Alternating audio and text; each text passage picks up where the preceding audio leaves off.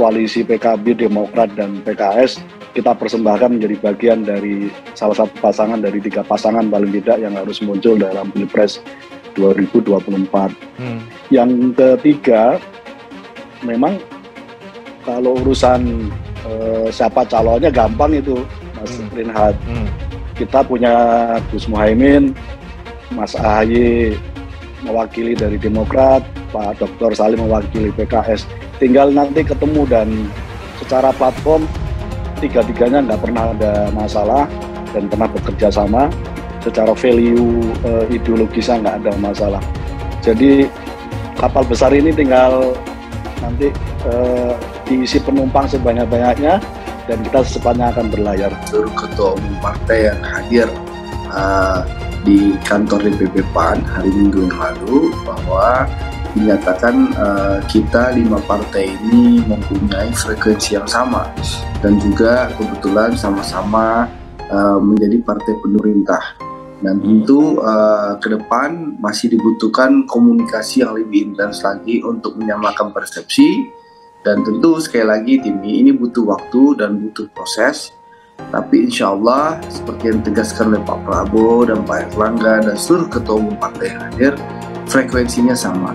Mudah-mudahan dengan frekuensi yang sama, dengan komunikasi yang intens, kita bisa bersama-sama bergabung untuk menyambut pemilu 2024. Karena sekali lagi, bangun Indonesia ini harus dilakukan bersama-sama.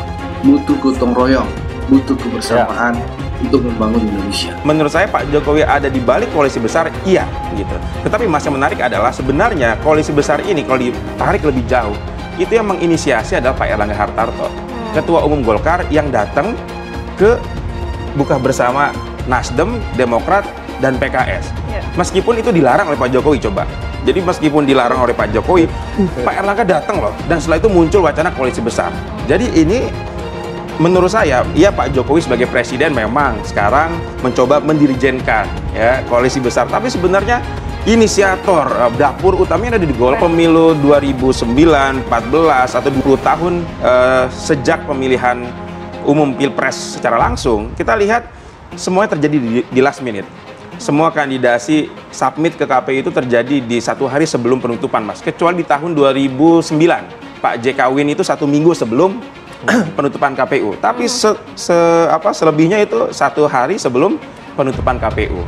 Jadi saya pikir ini masih sangat cair dan ada 2 faktor yang membuat ini mungkin berubah. Yang pertama, kalau komunikasi Pak Jokowi dan Bu Megawati ini membaik, gitu kan? Atau yang kedua, kalau Pak Erlangga Hartarto sebagai inisiator koalisi besar ini tidak mendapatkan ruang di dalam koalisi besar yang akan dibentuk. Ini koalisi indah tapi rumit, Mas. Too good to be true. Rumitnya gimana? Cakep, tapi kayaknya nggak mungkin terrealisasi secara gampang. Pemilihan gitu, capres-cawapresnya atau gimana? Di situ Golkar ada capresnya Pak Erlangga, kemudian PAN membawa Pak Erick Thohir, P3 kemungkinan membawa Pak Sandiaga Uno, PKB ada Pak Muhaimin. Dan sampai dengan detik ini belum ada semua partai yang menurunkan tawarannya. PKB akui pembentukan koalisi besar karena melihat dukungan ke Anies Baswedan makin kuat.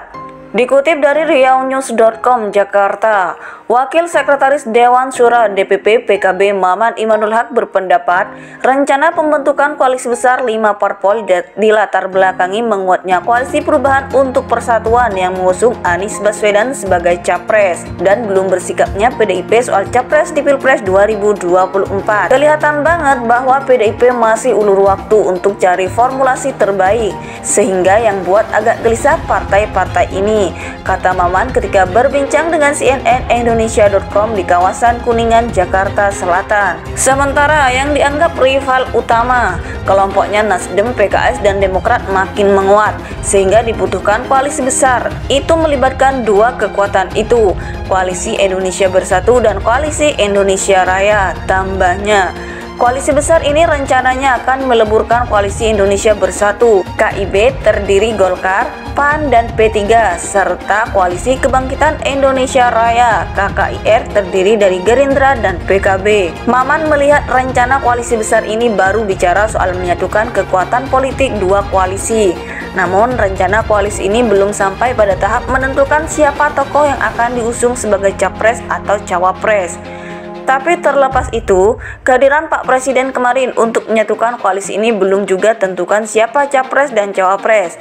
Kita hari ini serius agenda politik, terstruktur dan sistematis, kata dia. Meski demikian, Maman mengatakan PKB menyerahkan sepenuhnya keputusan bergabung ke koalisi besar itu kepada Ketum Muhaimin Iskandar. Terpenting bagi dia, PKB kini fokus bicara berbagai program yang sudah dilakukan Presiden Joko Widodo supaya bisa dilanjutkan di periode berikutnya. Program apa yang harus dilanjutkan legasinya Pak Jokowi dan terobosan apa yang dipakai pemimpin baru itu sehingga apa yang kita sebut Indonesia 100 tahun di 2045, kata dia. Maman melihat rencana koalisi besar ini baru bicara soal menyatukan kekuatan politik dua koalisi.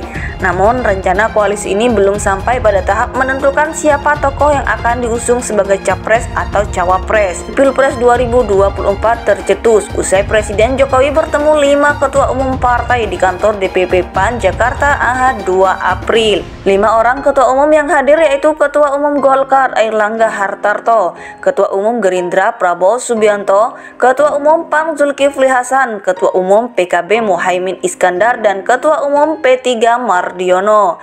Presiden Jokowi yang hadir pada pertemuan tersebut merespon positif wacana 5 partai membentuk koalisi besar. Namun ia menegaskan tak ikut campur dalam rencana ini.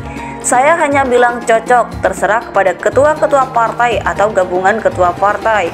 Untuk kebaikan negara, untuk kebaikan bangsa, untuk rakyat. Hal yang berkaitan bisa dimusyawarahkan, itu akan lebih baik, kata Jokowi. Rencana pembentukan koalisi besar 5 parpol dilatar belakangi menguatnya Koalisi Perubahan untuk Persatuan yang mengusung Anies Baswedan sebagai capres dan belum bersikapnya PDIP soal capres di Pilpres 2024. Kelihatan banget bahwa PDIP masih ulur waktu untuk cari formulasi terbaik. Sementara yang dianggap rival utama, kelompoknya Nasdem, PKS, dan Demokrat makin menguat, sehingga dibutuhkan koalisi besar. Itu melibatkan dua kekuatan, Koalisi Indonesia Bersatu dan Koalisi Indonesia Raya. Tambahnya, koalisi besar ini rencananya akan meleburkan Koalisi Indonesia Bersatu. Maman melihat rencana koalisi besar ini baru bicara soal menyatukan kekuatan politik dua koalisi. Namun rencana koalisi ini belum sampai pada tahap menentukan siapa tokoh yang akan diusung sebagai capres atau cawapres. Tapi terlepas itu, kehadiran Pak Presiden kemarin untuk menyatukan koalisi ini belum juga tentukan siapa capres dan cawapres. Kita hari ini serius agenda politik, terstruktur dan sistematis, kata dia. Meski demikian, Maman mengatakan PKB menyerahkan sepenuhnya keputusan bergabung ke koalisi besar itu kepada Ketum Muhaimin Iskandar. Terpenting bagi dia, PKB kini fokus bicara berbagai program yang sudah dilakukan Presiden Joko Widodo supaya bisa dilanjutkan di periode berikutnya.